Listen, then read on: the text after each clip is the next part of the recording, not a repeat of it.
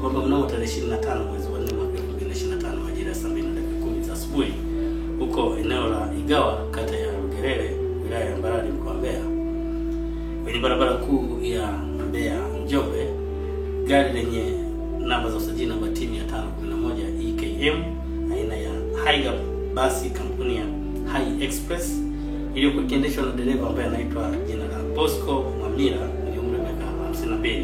Huyu ni mkazi wa Chalinze, ikiwa inatoka Dar es Salaam kuelekea jijini Mbeya.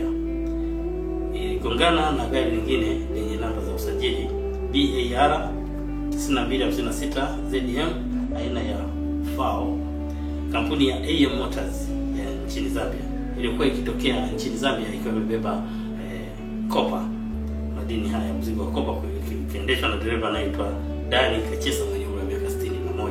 Huyu ni mkazi wa Lusaka, Zambia. Na baada ya tukio hilo la ajali iliweza kusababisha kifo kwa dereva wa basi na majeruhi. Aidha, katika ajali hiyo mtoto mmoja aitwaye Gadiel George mwenye umri wa miaka 6 ambaye ni mkazi wa Mbeya, mwanafunzi wa shule ya msingi Isaya anayesoma darasa la kwanza, huyu alijeruhiwa na aliweza kukimbizwa katika hospitali ya wilaya ya Mbarali kwa matibabu na anaendelea kupatiwa matibabu katika hospitali hiyo. Chanzo cha ajali hii ni uzembe wa dereva wa basi namba T511 EKM Higer kampuni ya High Express alipokuwa akijaribu kuyapita magari mengine bila kuchukua tahadhari na kwenda kugonga au kugongana na gari lingine ambalo limetaja lori BAR 9256 ZM/ALG 7806T aina ya FAO, na baada ya kugonga aliweza kufariki papo hapo huyo dereva wa hilo basi.